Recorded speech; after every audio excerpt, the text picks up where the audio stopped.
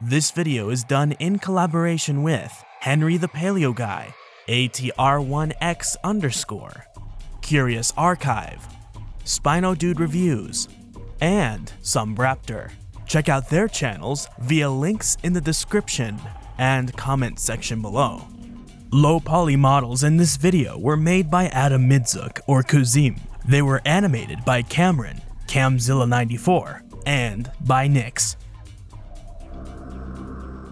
Sauropods, or longnecks, were the largest things to ever walk the face of the earth. Nothing else has come close. Whether that's because something evolves to curb them before they reach the same size as the long-necked dinosaurs, or that the sauropods were just built different, the fact remains that nothing existed before or after them that could compete.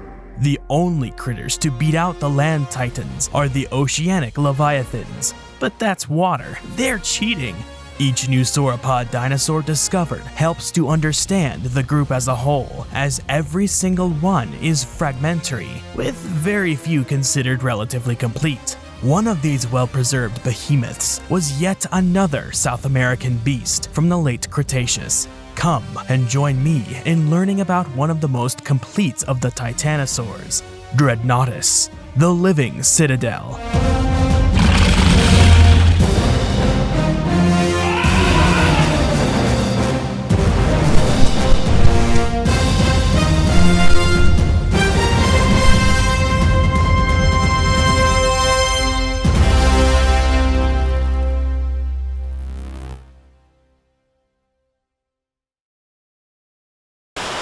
Reading the rocks. The only known remains of Dreadnoughtus come from the Cerro Fortaleza formation. If you want to know more than just superficial information, the stats on these animals, you have to understand the rocks and the biology. Quick digression. This is why getting a paleontological education is much more of a choose-your-own-adventure than other fields. You can go down a biology route, a geology route, or perhaps even an engineering, oil and gas, evolutionary biology, anthropology/archaeology/paleoarchaeology route, depending on your interests. And that being said, you still need to understand the fundamentals, which includes basic biology and basic geology. In regard to the study of the fossils of dinosaurs, knowing and understanding the rocks and what they mean is essential, not just for understanding the animals you study, but the world they lived in and how it may have changed. So, snapping back to reality and ooping for the gravity, the bulk of the Cerro Fortaleza formation is composed of 3 fluvial facies. In geology, a facies is a body of rock with specified characteristics. It includes the chemical, physical, and biological features that distinguish a chunk of rock from any adjacent rocks. Fluvial just means rivers, so these rocks are derived from river sediments. The 3 fluvial facies are channel fill, crevasse splay, and floodplain. Channel fill are accumulations of sand and detritus in a stream channel, where the transporting capacity of the water is insufficient to remove the material as rapidly as it is delivered. A channel that gets filled and then lithifies. Crevasse splay is a sedimentary fluvial deposit which forms when a stream breaks its natural or artificial levees and deposits sediment on a floodplain. A floodplain deposit is any amount of sediment that gets deposited in a floodplain, which is a generally flat area of land next to a river or stream. For the Cerro Fortaleza formation, all 3 facies types show different kinds of rocks: coarse to medium-grained sandstones, very fine sandstones, to even mudstones. Carbon-stuffed root fossils and petrified wood, combined with the sediment types found in the rocks, scream to anyone who knows how to read the rocks that the region was a poorly drained, sopping mess of a low-lying forested floodplain. The skeletons of sauropods are hard to be preserved in any form of completion. First off, big animals are easily torn apart by predators and scavengers before they even get a chance to decay and get buried. That first step often results in disarticulation of all of the body parts, leaving nothing behind to be buried. Sometimes there may be singular bones that get left behind in the same place the animal died, but no guarantees. Smaller animals tend to be preserved more intact because they are small. Their bones are small, and big scavengers don't see them as easily to get to them. If you are a scavenger and you find a whole tiny dead body, you're going to swallow it whole. But that's if you find it to begin with. A big body requires you to butcher it just so you can eat your own portion of it. Okay, cool. Next, the bigger the dinosaur, the airier they are. The bones of sauropods are very airy. Despite this, they are very strong. This is due to added struts crisscrossing the void spaces. Despite that, the voids still mean the bones decay faster and easier than bones that have little to no voids in them. They can break from mechanical forces easier. Nasty stuff gets inside the voids to decay the bones easier, plus other stuff. Lastly, sauropods are big. Even the small ones were big. However, when it comes to the biggest of the big, sort of like Dreadnoughtus, it would take a lot of environmental serendipity to cover the body. In order to preserve such large specimens as Dreadnoughtus, you would need the environment to work quickly. It has to cover the freshly dead bodies faster than other environmental actions can rip the body apart and scatter it to the winds. What about these big-ass bodies? You would need a freak environmental event to provide you with enough space and enough material to cover all of the body so that it can be sealed away from the decay beasts. The kind of freak environmental event big enough and fast enough to cover Dreadnoughtus would have to be a flood. So this is the most likely process that sealed the beasts away. A slow but continual burial would leave some of the body exposed to the elements, resulting in, like, half of the body being decayed, while the other half gets sealed in sediment.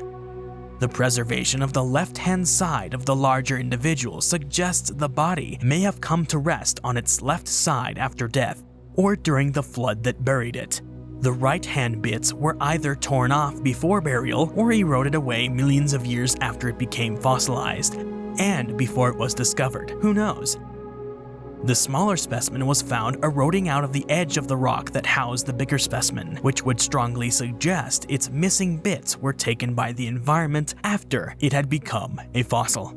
The shed crowns of theropod toothers were found with the Dreadnoughtus remains, as well as probable tooth marks on a tail vertebra of the smaller longneck. The descriptors thought this may have been inflicted on the remains after death as a form of scavenging.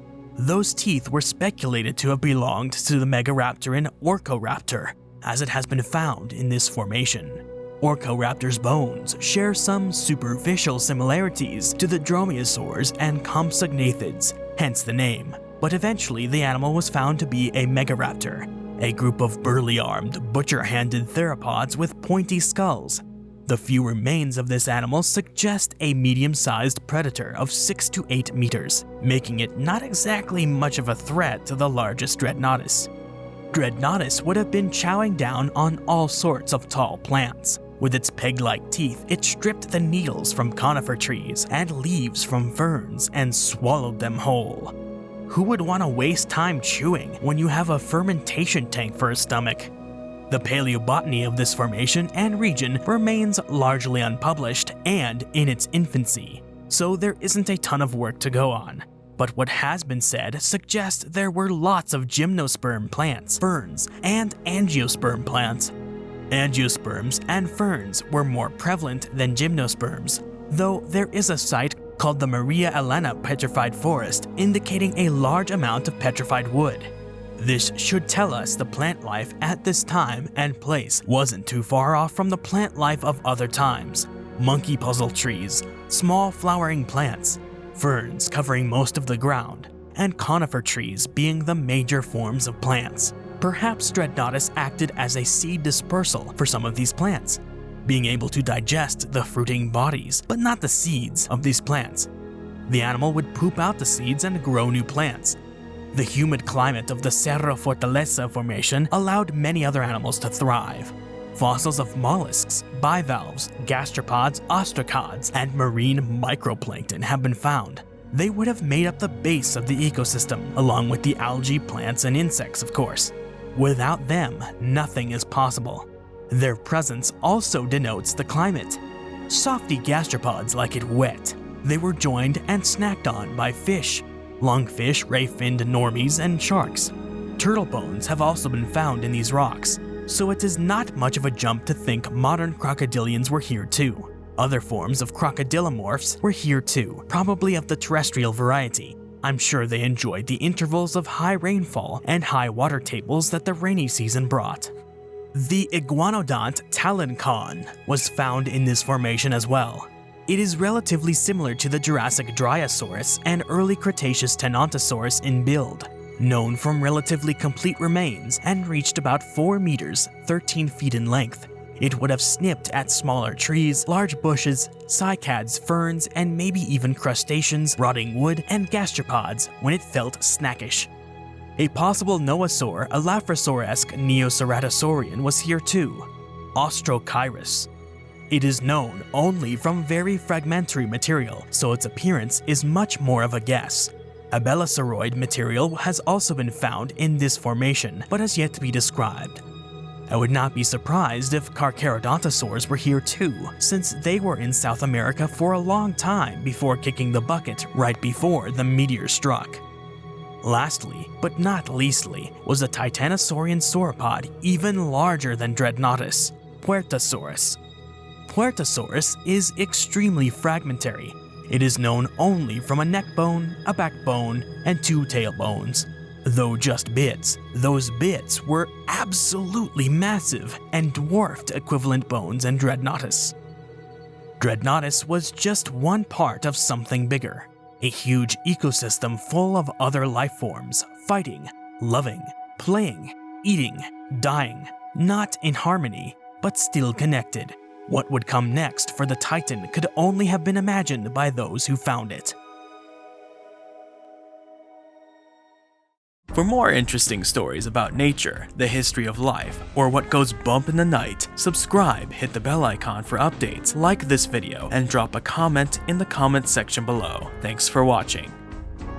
Special thanks to my elephant tier patrons: Arda Bayer, Biotiverse, Christoph Hubinger, Dinosaur, Isaiah Garza, P.A. Brew News, Ray, Rudy Redgrave, Smiling Walrus. And another thanks to my Tyrannosaurus tier patrons: Iberospinus, Iron Bladesman, Swaffles is Weird, Teeny Dragator, The Dogman,